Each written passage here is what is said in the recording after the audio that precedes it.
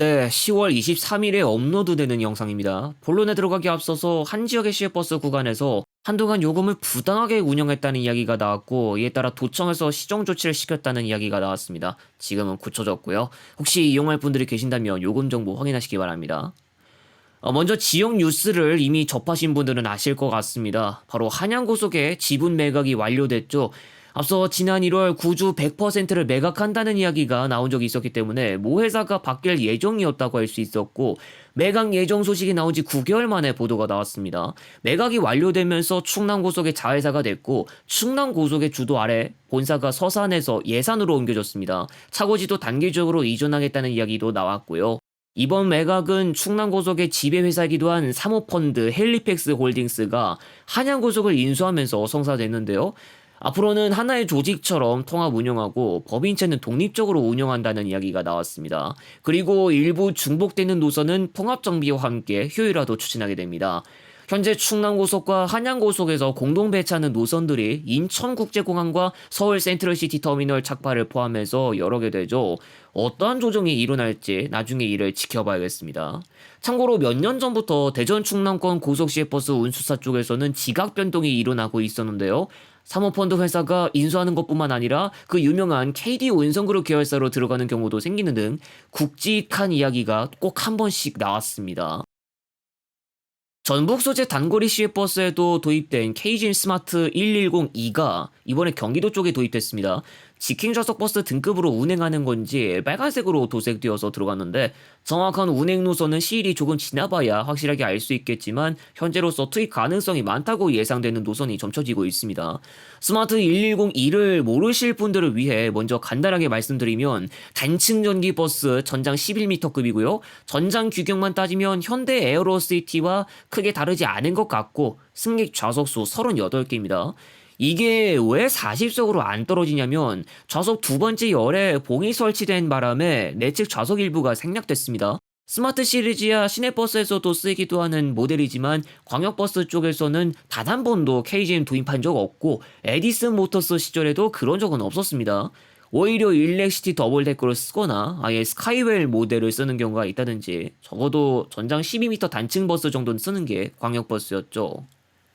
동서울 종합터미널 앞에 있던 노점 6곳이 이번 주 철거됐습니다. 동서울 터미널 현대화 사업을 앞두고 광진구가 자진 정비를 요청했고, 지난 7월부터 노점조와 몇 차례에 걸쳐서 면담과 간담회를 가지면서 설득해 왔다고 했습니다. 그 뒤 노점 6곳 운영자의 자진 정비 동의를 받고 철거됐습니다. 아직 노점 3곳이 더 남아있는데 이들에 대해서는 벌점을 부과하고 단계적으로 정비해 나갈 계획이라고 광진구는 밝히고 있습니다. 그동안 동서울 터미널 앞에 노점들 때문에 거리가 비좁아 통행이 불편하고 음식 냄새와 소음으로 인한 민원이 지속됐습니다. 또한 일부가 자체 발전기를 가동하다 보니 화재나 폭발 사고의 위험성도 있었습니다. 어제 수요일 아찔한 사고가 벌어졌습니다.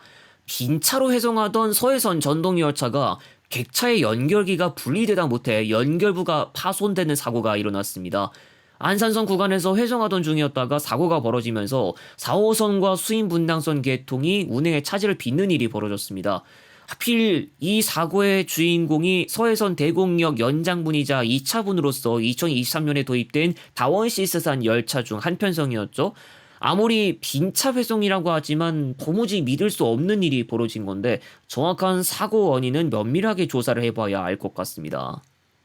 다원시스는 주주와 주가와 관련한 이야기도 있습니다. 어제 수요일 아침 기준으로 다원시스 주가가 4,610원에 거래됐고, 전일 대비 11.85%에 해당하는 620원이 급락했습니다.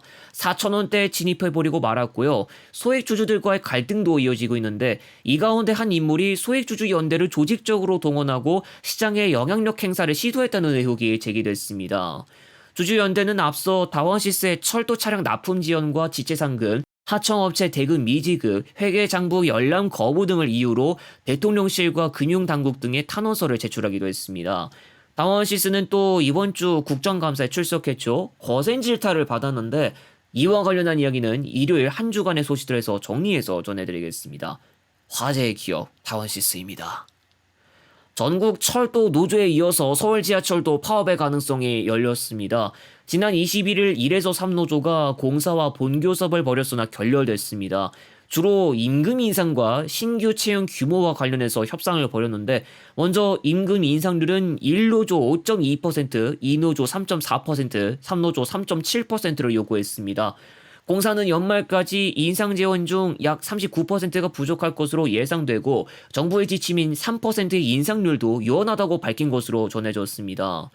1에서 3노조는 신규 채용 규모를 조속히 확정할 것을 요구했는데 공사는 반대로 경영혁신 때문에 감축해야 한다는 입장을 밝혔습니다. 교섭 결렬에 따라 1에서 3노조는 조만간 절차에 들어갈 예정입니다. 약 1년 만에 기차는 물론 서울을 비롯한 수도권 도시철도의 파업이 가시화되려고 하고 있습니다. 오는 겨울 대중교통으로 이동해야 할 분들이 계신다면 노사 소식이 추가로 들어오는 대로 계속 살펴봐야 할 것 같습니다. 대구광역시를 비롯한 광역교통을 짚고 넘어가 봐야겠습니다.